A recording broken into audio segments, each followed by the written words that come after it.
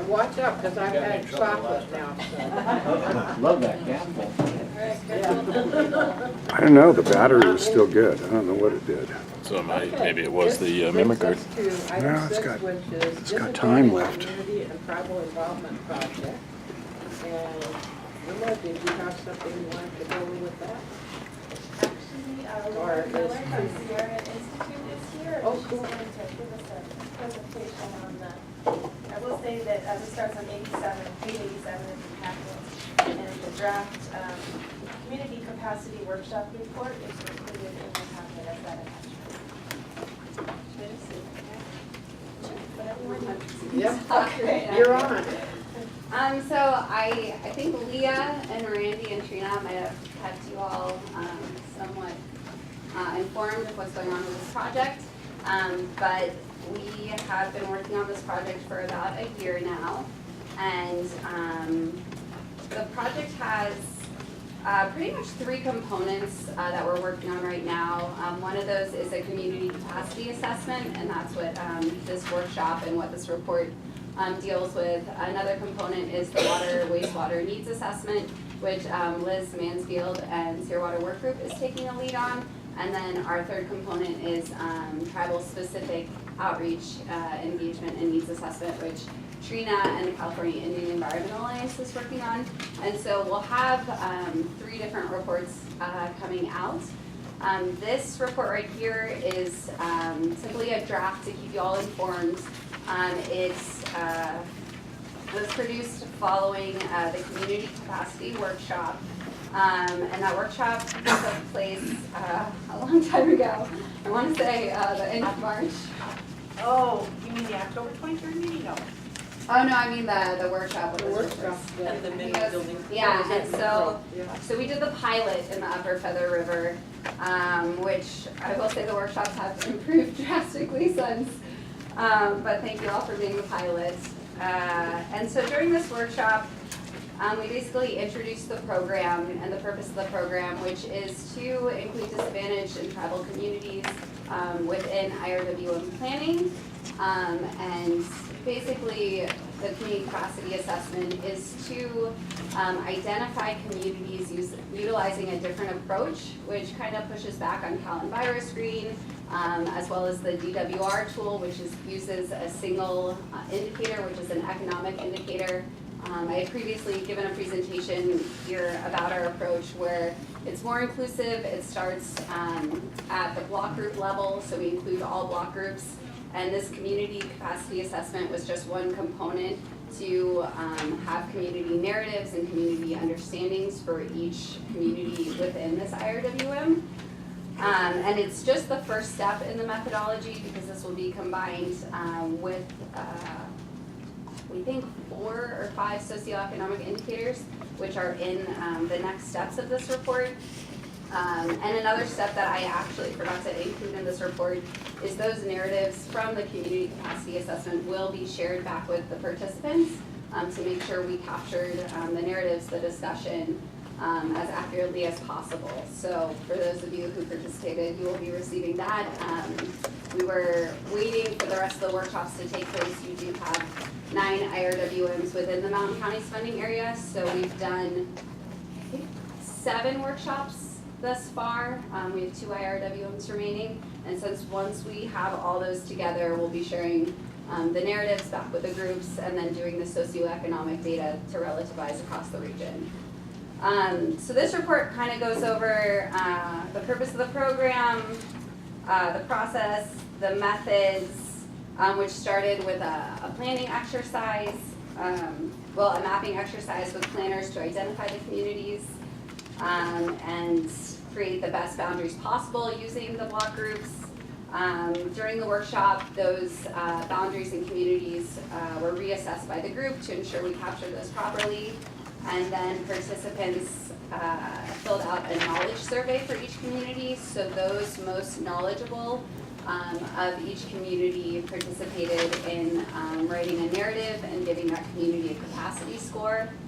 And then there was a discussion that followed to relativize those capacity scores, bring out further narrative and understand some of the challenges, some of the strengths, and why those communities receive those scores. And so the scores are shared here. They're also mapped. It's a 1 to 5 scale, with 5 being high capacity. There's a frequency table. So the highest capacity a community received was 3.5. The lowest was a 2.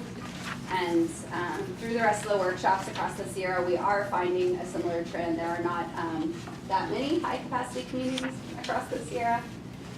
There's also a map provided that compares the capacity measure with the Department of Water Resources tool, their mapping tool, which identifies disadvantaged and severely disadvantaged using the single economic indicator of median household income.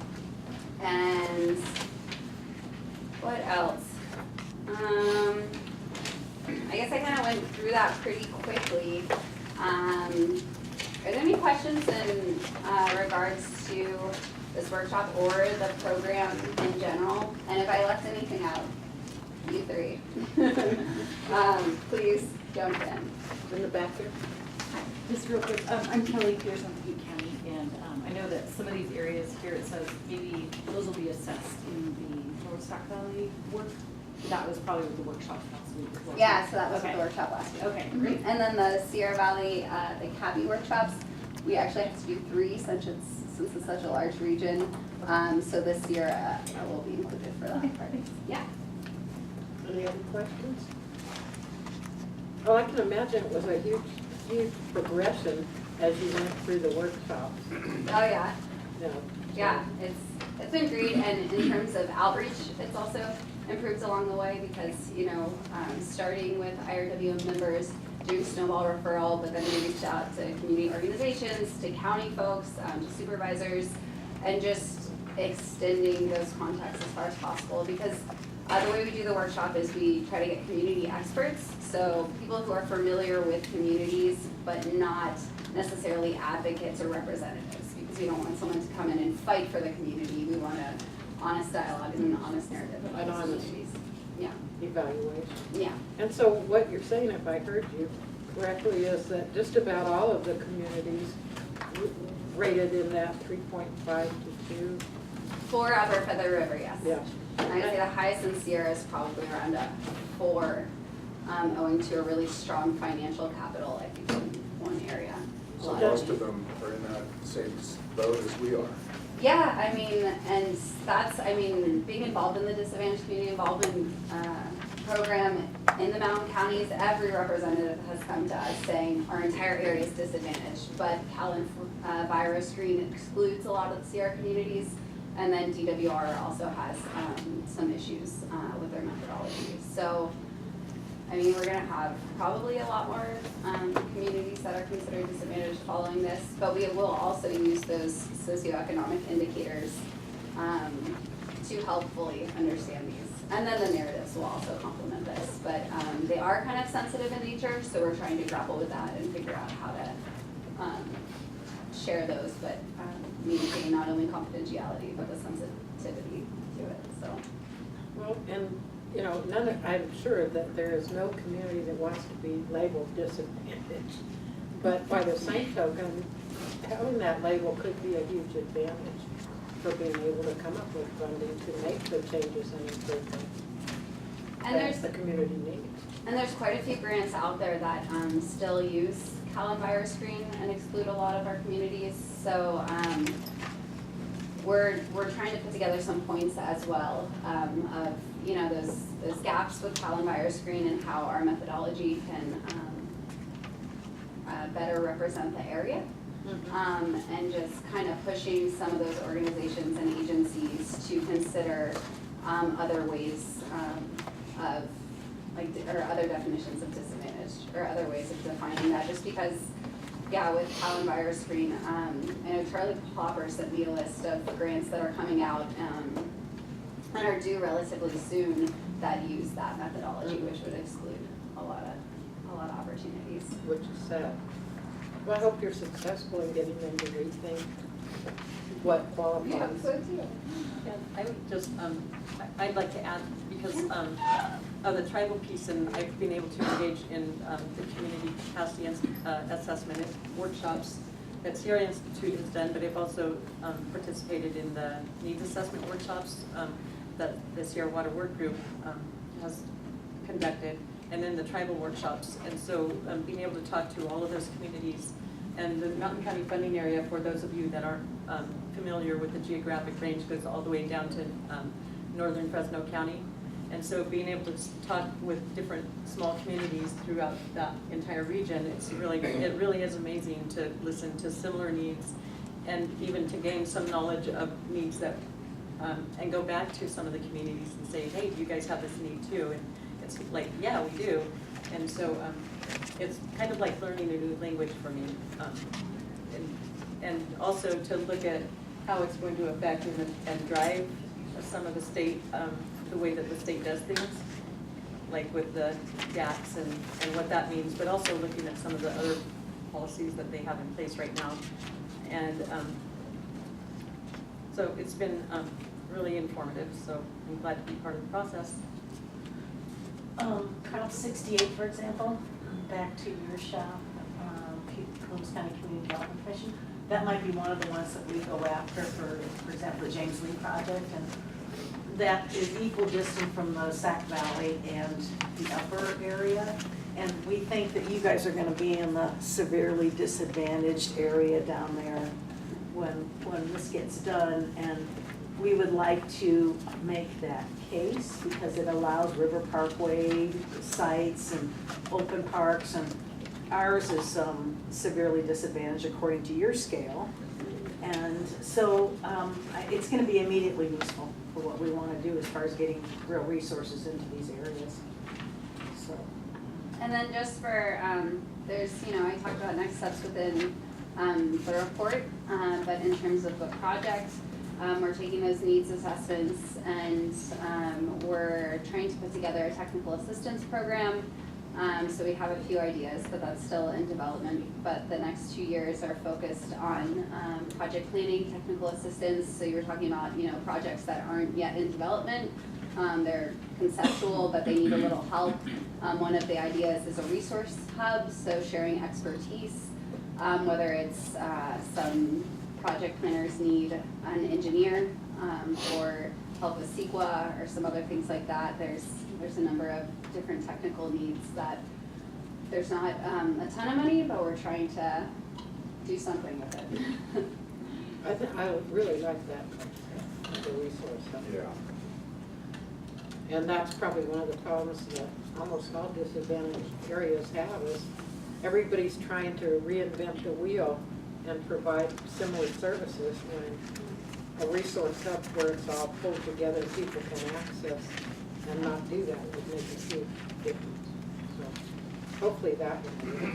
Yeah. And I think, as a wrap-up on the October 23rd meeting that we had where all the representatives of the whole funding area got together, the idea would be, even though this money is fairly minuscule, that if we got together and proposed some things as a group, then we're not competing against each other and spending all that effort for something that's not gonna happen. Right. So the group hasn't come to closure on that yet, but they identified an aging infrastructure and the capacity to access all the forest management money that's coming down is the two top priorities in the region.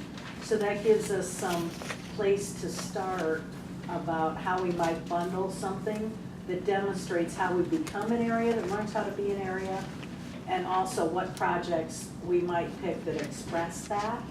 And then it makes it real hard for one big entity that, like with a lot of water districts that can write grants all day, to end run all these little communities.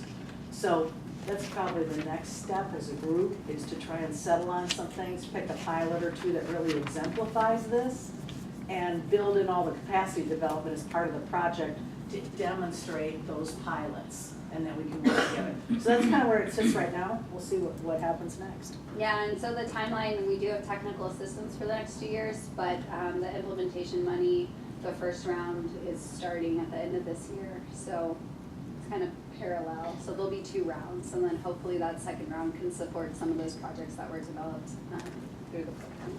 Fantastic. Yeah, anything else? else on this item? Any questions? I have one question. Is there an update on when the Upper Feather River water and wastewater needs assessment might? It's a great question. Zero Hour Work Group and C are submitting timelines today, so they may be in my inbox, but I can get that answer to you when I get back to my computer. Great. And I assume that they'll be sending a draft for review at the management group Yeah. level? Yeah, and then, so I guess the idea is to, once we have final reports, to make them like an appendix that you could possibly add to your management plan if that is of interest, or just some way that would be useful for you all. Great, thank you. Sounds good. Okay, item B is review draft Upper Feather River IRWM capacity workshop report, which we kind of just did. Which is good, so I just wanted to see if maybe Randy or, thank you, Lauren, Randy or Leah had any other updates to share from the coordinating committee meetings. The one, the October 23rd? Yeah, Yeah, just what I just sort of said, that, you know, what they would like to see is our list of disadvantaged community and tribal projects that we can start sending to the main group there, so at their next meeting, they want to look over all these projects and figure out if one of them jumps out as the candidate for Prop 1, and how we go forward with putting that on the table for the whole region. So the first thing is to get a list of those projects to Liz Mansfield from Zero Water Work Group and Lauren, who just left. And then we get them all on the table, and then the advisory group will go through them and go, well, these all look like they have the same need under this aging infrastructure. Which one is the best one, dark horse to ride into this Prop 1 implementation that helps us all? That's kind of what's nice. do you know the date for the next meeting? Lauren left. Do you remember what the date is for the next meeting? I'm sorry, I That's don't. okay, I can ask. Okay, Which brings us to number Randy? 7, Prop 1. yeah, well. We've I kind of been haven't talking I about haven't it. gotten there yet, but I'm aiming there. Hang on, Leah's been talking about it. Right, exactly. Well, everything at this point kind of ties back to that.